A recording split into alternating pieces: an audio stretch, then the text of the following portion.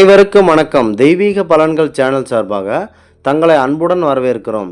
இன்றைய காணொலியில் நாம் காண விரும்புவது யமன், அக்னி, வருணன், இந்திரன் ஆகியோரின் சூழ்ச்சியால் திருநள்ளாறு சனீஸ்வர பகவான் கோவில் உருவானது எப்படி என்பதை பற்றி இந்த காணொலியில் விரிவாக பார்க்கலாம். வாருங்கள் காணொலிக்கு செல்லலாம். மறக்காமல் ஒரு சப்ஸ்கிரைப் செய்யவும். இந்த இளவரசரான நலன் அவர்கள் நெடுது நாட்டு இளவரசன் ஆவார். தமயந்தி சேதி நாட்டு இளவரசி.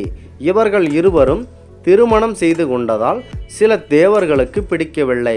காரணம் என்னவென்றால், இந்த தமயந்தியை யமன், இந்திரன், அக்னி, வருணன் ஆகியோர் விரும்பி வந்தனர். திருமணம் செய்யவும் விரும்பினார்கள். இவர்களின் காதலை ஒத்துக்கொள்ளாத தமயந்தி அவர்கள் நெடுது நாட்டு மன்னனான நலன் அவர்களையே திருமணம் செய்து கொண்டார்கள். இதனால் கடும் அதிருப்தி கொண்ட இந்த தேவர்களாகியவர்கள் மனவேதனையில் எங்களை ஒதுக்கிவிட்டு மானிட பிறவியான நலனை திருமணம் செய்து கொண்டாலே என்ற கெட்ட எண்ணத்தில் இவர்களின் அன்பு, காதல் போன்றவற்றை பிரித்து இவர்களை நிம்மதியோடு வாழவிடக்கூடாது என்ற கெட்ட எண்ணத்தில் யமனிடம் சென்று உங்கள் தம்பியான சனீஸ்வர பகவான் அவர்களிடம் கூறி இவர்கள் இருவரையும் சனியின் உக்கிர பார்வையால் பிரித்து இவர்களுக்கு கடும் துன்பத்தினை விளைவிக்க வேண்டும் என்று உங்கள் தம்பியிடம் கூறுங்கள் என்று யமனிடம் கூறுகின்றனர்.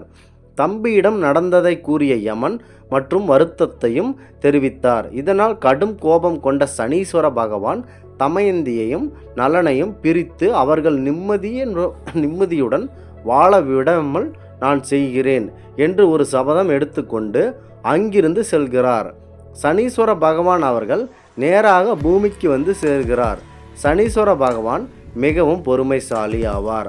அவருடைய கெட்ட செயல்கள் ஏதேனும் தென்படுகிறதா, அதாவது நலனிடம் ஏதாவது கெட்ட செயல்கள் ஏதேனும் தென்படுகிறதா என்று காத்து கொண்டிருக்கிறார்.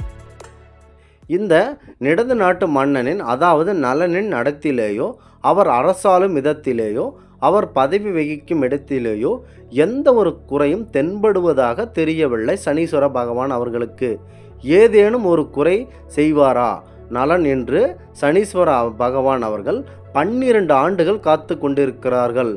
ஒரு நாள் நலன் அவர்கள் குளித்து முடித்துவிட்டு அவசரமாக செல்லும்போது அவரது பாதத்தில் சரியாக நீர்ப்படவில்லை.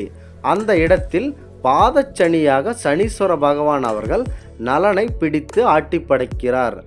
அதன் பிறகு சனீஸ்வர பகவான் தன் வேலையை காட்ட ஆரம்பிக்கிறார். இதனால் தமயந்தியும் நலனும் பிரிவடைகின்றனர். அதன் பிறகு கார்கோடகன் என்ற பாம்பு நலனை கொத்தி அவனின் உருவமும் மாறுகிறது. அழகான தோற்றத்தில் இருந்த நலன் அவர்கள் இப்பொழுது அசிங்கமான தோற்றத்தில் இருந்ததால் அதனால் தமயந்தி அவர்கள் தன் தந்தையிடம் சென்று எனக்கு மற்றொரு திருமணம் செய்து வையுங்கள் என்று கூறுகிறார். தமயந்தி அவர்கள் 2வது சுயம்வரத்திலும் நலன் அவர்களையே மாலையிட்டு அவரை மறுமணம் செய்து கொள்கிறார். சனீஸ்வர பகவானால் கடுமையாக பாதிக்கப்பட்டு இவர் இழந்த அரசு, மனைவி மற்றும் மனைவி மக்கள் அனைத்தையும் பெற்று நலன் அவர்களின் மனம் பொறுமை கொள்ளவில்லை. சித்த பிரமை பிடித்தது போல இருந்து வந்தார். இவரின் இந்த நிலைமையை கண்ட நாரத முனிவர் அவர்கள் பூலோகத்திற்கு வந்து நலன் அவர்களிடம், தமயந்தி அவர்களிடமும் ஒரு கோரிக்கை விடுக்கிறார். நீங்கள் படும் கஷ்டங்கள் மற்றும் சித்த பிரமை பிடித்தவர் போல நலன் இருப்பதற்கு ஒரு சரியான தீர்வு கிடைக்க நீங்கள் தீர்த்த யாத்திரை செல்லுங்கள் என்று ஒரு அறிவுரை கொடுத்துவிட்டு நாரத முனிவர் அவர்கள் செல்கிறார்கள். நாரத முனிவர் அவர்கள் தமயந்தி அவர்கள் நலனை அழைத்து கொண்டு காசி முதல் கன்னியாகுமரி வரை இந்த தீர்த்த யாத்திரை மேற்கொண்டு வந்தார்கள். இறுதியாக திருநள்ளாறு வந்து சேர்ந்தனர். இங்கு திருநள்ளாறு கோவிலில் இருக்கும் பிரம்ம தீர்த்தத்தில் நீராடிவிட்டு மேலே இருந்து சிவனின் நாமமான பட்டையிட்டு கொண்டு சிவபுராணம், அதாவது சிவமந்திரம் கூறிக்கொண்டு ஆலயத்திற்கு உள்ளே சென்றார். ஆலயத்தின் உள்ளே கால் பதித்தவுடனேயே சனீஸ்வர பகவான் அவரை பிடித்து இருந்தது. மின்னல் வேகத்தில் சனீஸ்வர பகவான் அவரை விட்டு சென்றார். அதாவது ஈசனை கண்டவுடன் பயத்தில் நலனை விட்டு வெளியேறினார். அங்கே இருக்கும் பக்க சுவரில் உள்ள சிறிய மாடத்தில் ஒதுங்கி நின்று காத்து கொண்டிருந்தார் நலன் வருவார் என்று. நலன் அவர்கள் தெளிவு பெற்று சுமையை இறக்கி வைத்தவன் போல தெளிவு பெற்று சிவபெருமானை மனதார வணங்கி ஒரு வேண்டுகோள் விடுக்கின்றார். சிவபெருமான் அவர்களிடம், இந்த சனீஸ்வர பகவான் அவர்கள் என்னை படாத பாடுபடுத்தி விட்டார். ஆதலால் ஒன்றும் அறியாத மக்களை எவ்வளவு பாடுபடுத்துவார் என்று நான் நினைத்து பார்த்தாலேயே பயமாக இருக்கிறது. ஆதலால் கெட்டது செய்யும் சனீஸ்வர பகவான் அவர்கள் இந்த ஆலயத்தில் நிரந்தரமாக தங்கி நல்லதை மட்டுமே செய்ய வேண்டும் என்ற ஒரு கோரிக்கையை சிவபெருமான் அவர்களிடம் நலன் மன்னன் கூறுகிறார். அதற்கு சிவபெருமான் அவர்கள் அப்படியே ஆகட்டும் என்று அருள்பாலிக்கிறார். மேலும் ஒரு கோரிக்கை விடுக்கிறார். நலன் மன்னன், எப்படி சனீஸ்வர பகவான் பார்வைப்பட்டால் ஒருவர் மிகவும் ஏழ்மை நிலைக்கு சென்று மிக பெரிய துன்பங்களை அனுபவிக்கின்றனர், அந்த நிலை மாறி அவர் கண்பட்டால் சகல புண்ணியங்களும் சேரும்.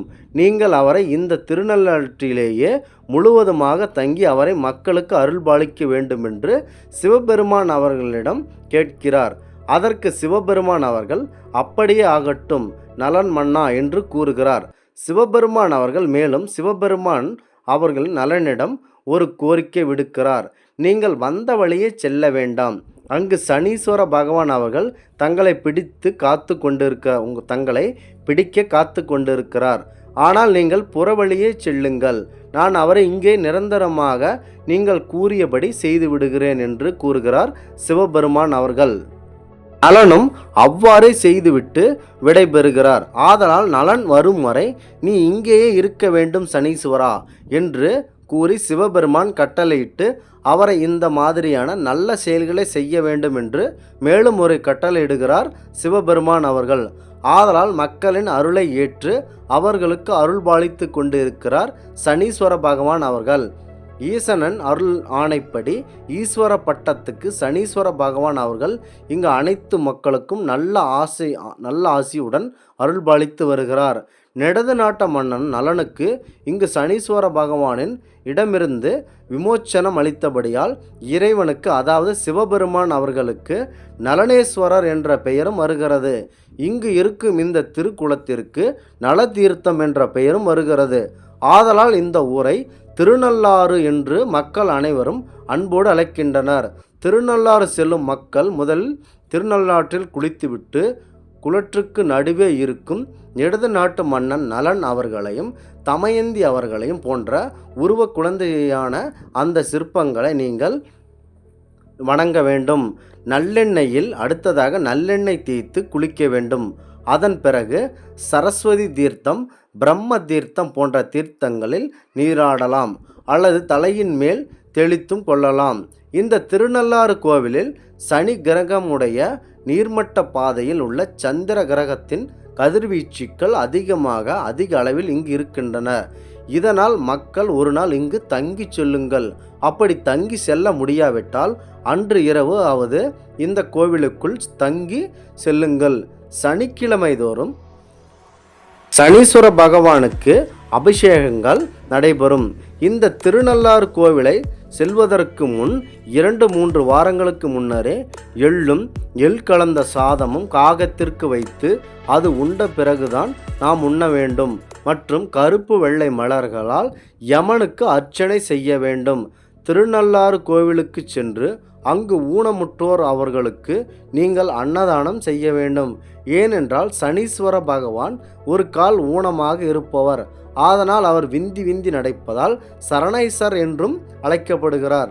இந்த ஆன்மீக தகவலை உங்களுக்கு பரிந்தமைக்கு நாங்கள் மிகவும் பெருமைப்படுகிறோம்.